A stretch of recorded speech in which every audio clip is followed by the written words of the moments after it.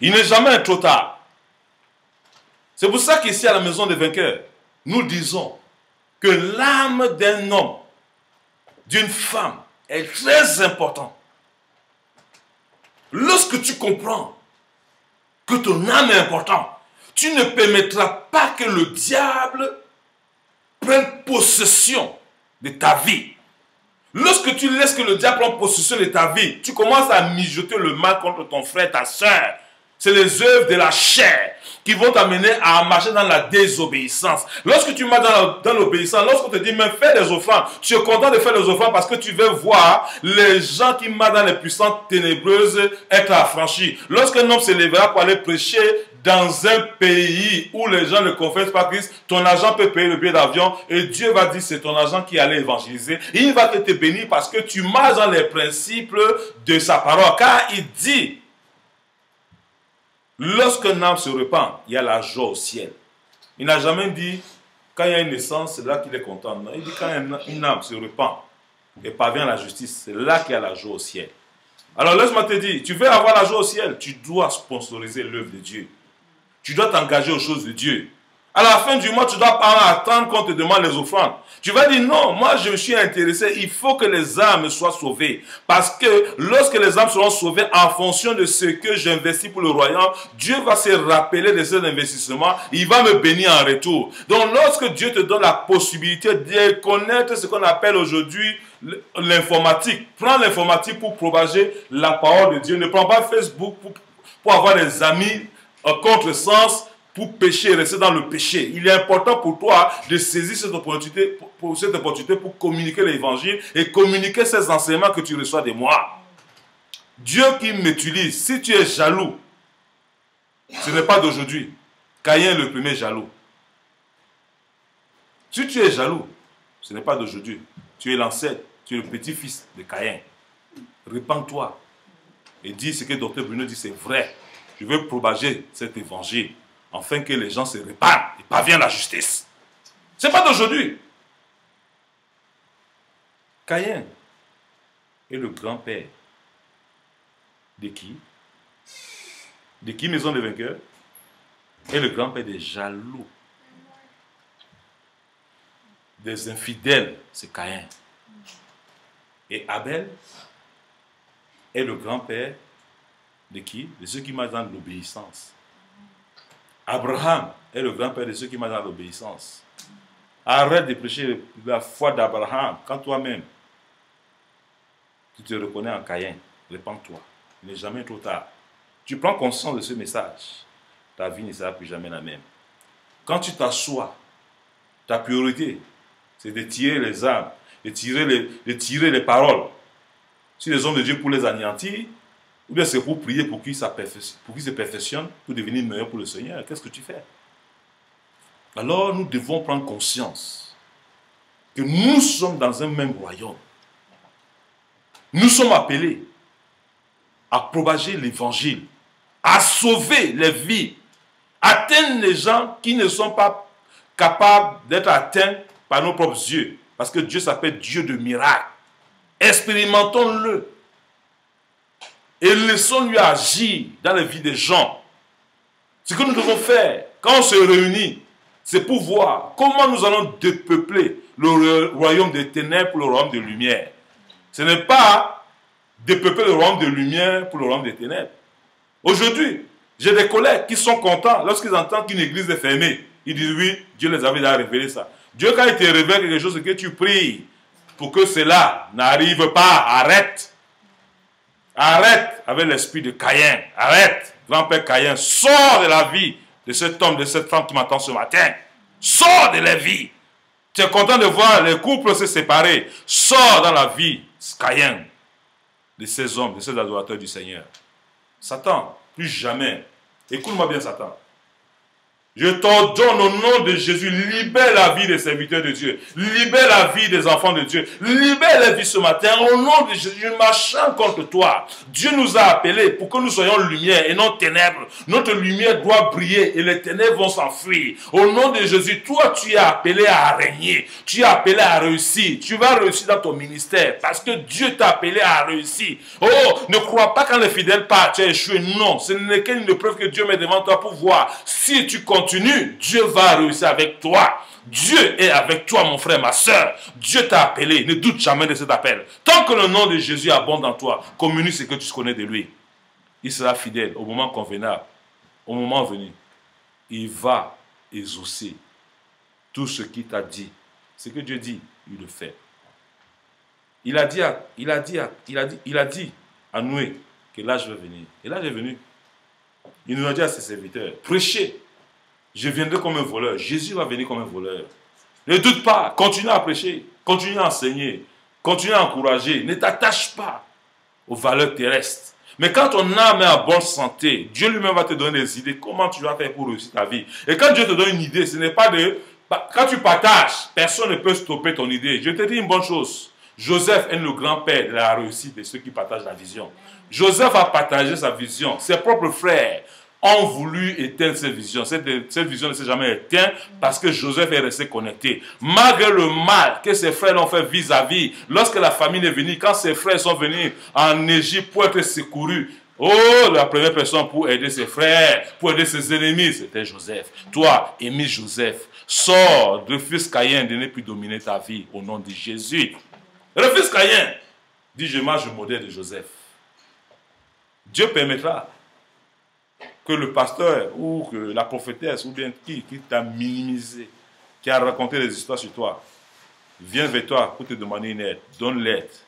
Et c'est Dieu qui va te justifier. Ça serait comme le charbon ardent que tu mets sur les têtes. C'est Dieu qui justifie. Fais du bien, jamais le mal.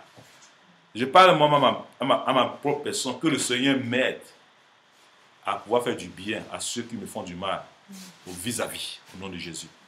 C'est une prière que je demande. Et priez pour moi, que je reste le même. Parce que je vais glorifier le Seigneur jusqu'à mon dernier jour. Car il m'a appelé pour témoigner de sa bonté et non témoigner le mal. Le mal va disparaître de notre vie. C'est à ça que nous sommes appelés. Et nous sommes appelés à se fortifier, à confesser positif et à marcher dans la victoire. Dieu souhaite que nous prospère. Alors quand nous prospérons, qu'est-ce que Dieu veut? Dieu veut que les magasins que vous voyez partout, que c'est vous qui ayez ces magasins. Il veut qu'au Parlement, que c'est ces enfants qui votent des lois. Mais vous-même, vous ne vous intéressez pas. C'est Dieu qui a créé le monde entier. Lui, il demande de prier pour les autorités. Arrêtez de critiquer les autorités. Si vous vous intéressez à la politique n'est pas satanique. Quand tu vas dans la politique, c'est les hommes comme toi, créés à son image, à sa ressemblance, qui y vont. Ils ont besoin de guérir les âmes. Quand l'âme de quelqu'un est en difficulté, il est capable de faire n'importe quoi. Parce que quand ton âme est en difficulté, soit tu as le mal, soit tu as le bien. Si la personne ne connaît pas Dieu et qu'il marche dans le mal, il fera le mal en croyant qu'il fait du bien pour se protéger. Et toi qui ne connais pas, et que ton âme est aussi déjà atteinte, tu commences à juger ce que tu ne connais pas. Arrête de juger ce que tu ne connais pas. Dieu nous appelle à soutenir et à prier pour des hommes politiques. Il demande que où tu vas, que ta paix repose dans la nation où tu es amené en captivité. Nous sommes ici en Belgique. Au siège, nous sommes où? Là où on décide pour l'Europe. Nous devons prier que le Seigneur agisse puissamment dans ces nations. C'est Dieu qui les a créés, à son image, à sa ressemblance. On parle de droit facilement à juger les gens. Aujourd'hui, les gens ignorent l'identité. Ils croient qu'ils se sentent bien en allant avec un homme comme eux. D'autres croient que c'est avec une femme comme eux qui vont aller, qui se sentent bien. Mais Dieu, depuis sa parole, ce n'est pas d'aujourd'hui que ça existe. Dieu a détruit une ville, Sodome et Gomorrhe, à cause de ces pratiques. Et toi et moi, tu connais ces choses. Mais tu ne les proclames pas. Mais tu dois prier pour eux, pour qu'ils se répandent. Pour que les âmes soient restaurées. Il n'est jamais trop tard. Dieu est capable de transformer un homosexuel en un homme normal. Une lesbienne en une femme normale. Il est capable, ce Dieu. C'est un Dieu de miracles. Tu dois prier pour eux et non les juger, non les critiquer. Ils ont besoin du Seigneur. Prie pour eux. Ce n'est pas facile, mais il faut prier. Que Dieu qui les a créés à son image, à sa ressemblance, puisse investir son esprit dans leur vie et qu'ils aient le zèle de se repentir. Et quand ils vont se repentir, ils vont glorifier le même Dieu que toi, tu glorifies. Mais, sache une chose, quand ils vont se repentir, peut-être tu n'es pas au courant, arrête de les juger, car tu ne connais pas leur histoire avec les dieux. C'est pour ça que je ne veux plus que entrer dans le terrain de quelqu'un, parce que je ne sais pas ce qu'il dit en secret avec son Dieu. Je dois appliquer ma vie à avoir du bien, pas le mal. Quand le mal vient, je veux le refouler. S'il est sorti de ma bouche, car la Bible déclare, et Dieu déclare, que c'est l'abondance du cœur que la bouche parle. Tu ne peux pas dire à quelqu'un, je parle seulement, hein, ce n'est pas dans mon cœur. C'est ce qui est dans ton cœur que ta bouche parle. Tu dois veiller sur ce que tu dis. Ils ont besoin de prière. Ils ont besoin des gens qui les soutiennent en secret. Dieu dit que ce que ta main gauche fait, que ta main droite ne sache pas. Il y a des gens ici, quand ils font un acte pour la gloire du Seigneur, il faut que le monde entier sache qu'ils ont fait. La Bible déclare que ta bénédiction est déjà sur place. Mais j'ai une bonne nouvelle pour toi. Ce siècle est ton siècle. Cette année, c'est ton année. Lève-toi et brille. Car ta lumière, elle est là. Tu dois l'activer. Et ta lumière va éteindre les ténèbres autour de toi.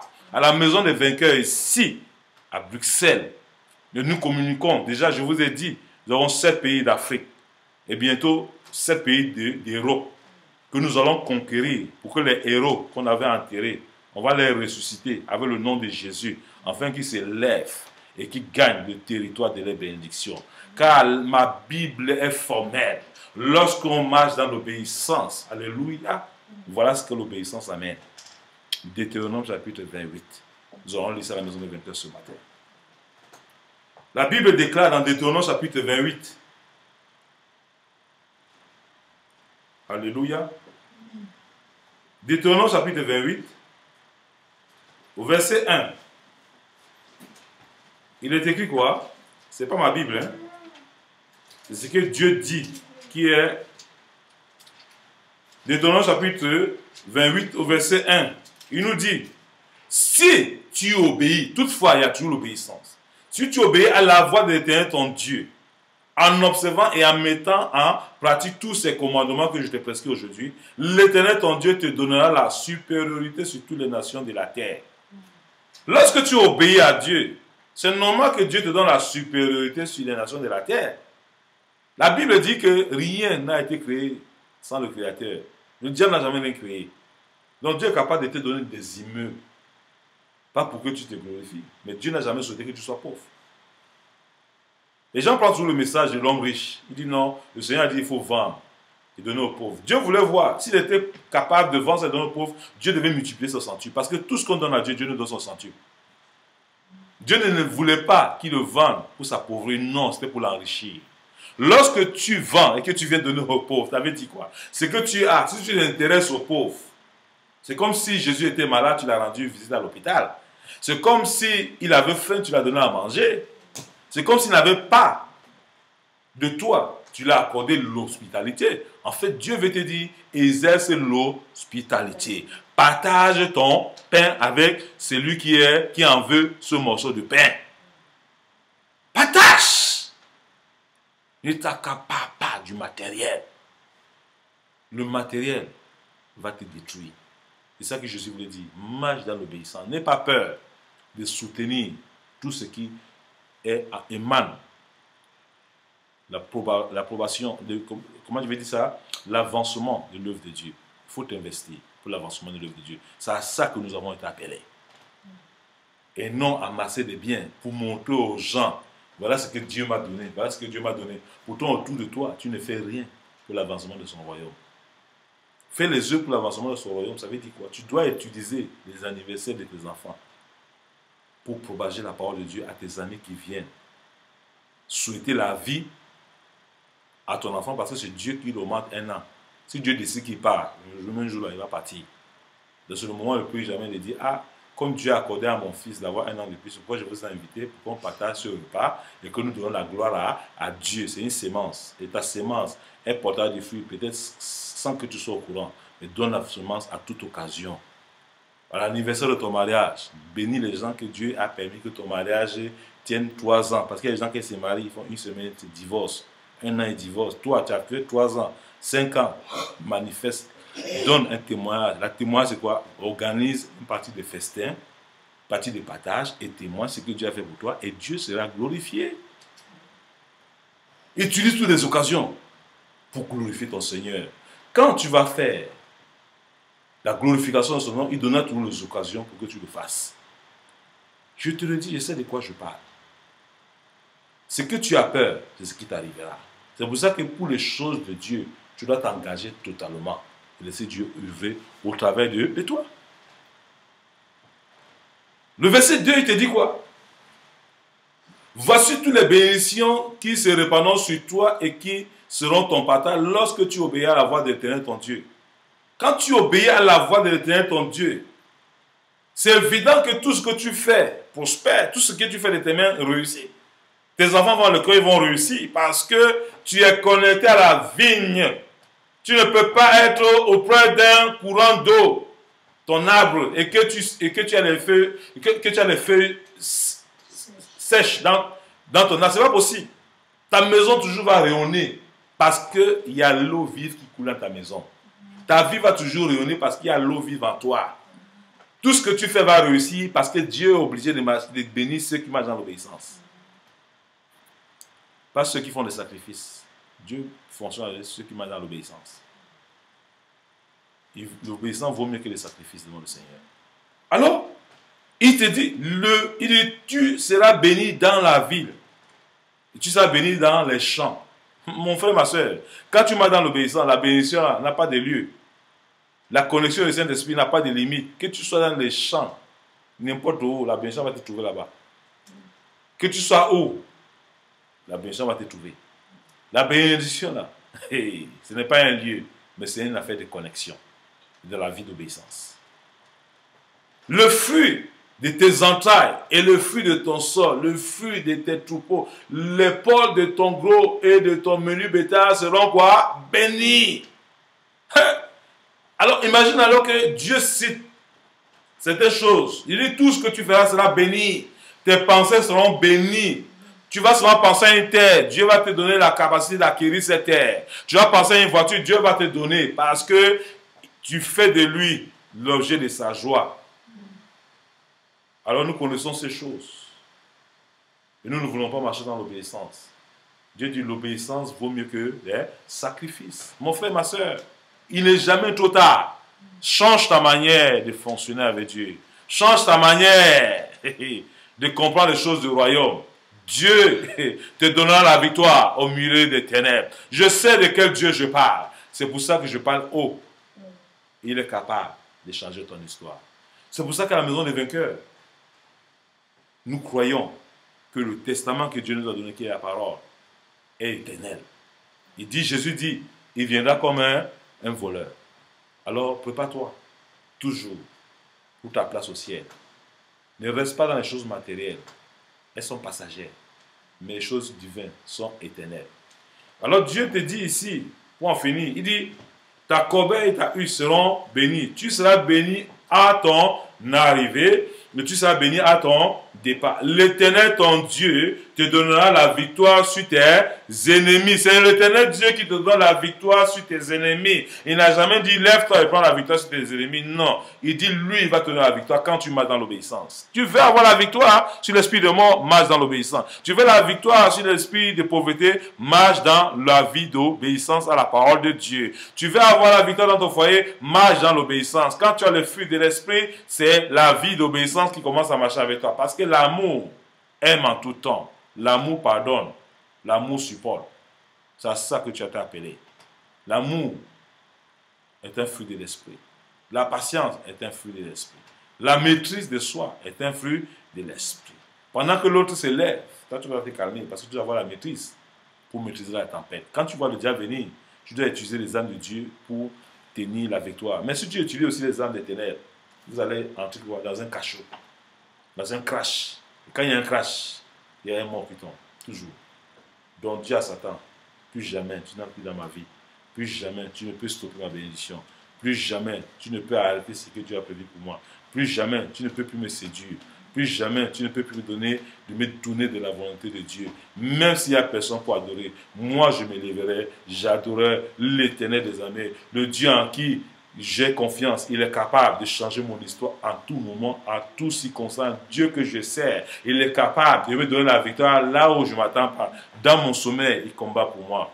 Partout où je vais, il me dévance. C'est pour ça que tu dois rester connecté. Quand tu es déconnecté, la catastrophe t'arrive. Tu ne peux pas arrêter le désastre qui t'arrive quand tu es déconnecté. C'est pour ça que je t'encourage à rester connecté au nom de Jésus. Donc ce matin, pour en finir, il dit au verset 7, l'Éternel te donnera la victoire sur tes ennemis qui s'élèvent contre toi. Ils sortiront contre toi par un seul chemin et ils s'enfuiront devant toi par 7 chemins. L'Éternel ordonnera à la bénédiction d'être avec toi dans tes greniers et dans toutes tes entreprises. Il te bénira dans le pays que l'Éternel ton Dieu te donne. Tu seras pour l'Éternel un peuple saint comme il te l'a juré, lorsque tu observeras le commandement de l'Éternel ton Dieu et que tu marcheras dans ses voies. Donc, si tu marches dans les voies de Dieu, tu es obligé d'être béni. Tu n'as pas besoin d'attendre une prophétie.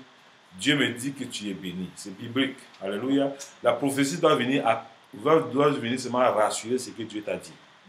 Alors, ne te lève pas pour aller chercher les prophéties. Mais sache que toutes les prophéties sont dans ta Bible. Et va à l'église quand le prophète se lève maintenant. En fait, ça veut dire que l'heure de ta victoire a sonné. Lève-toi et possède. Ça va te rappeler ce que Dieu t'a déjà dit. Mais si Dieu ne t'a rien dit, il sera difficile qu'on te révèle ça. C'est la même chose que tu as un enfant, il n'étudie pas. Il est là à la maison, il fait les leçons, il laisse ses cahiers, il n'étudie pas.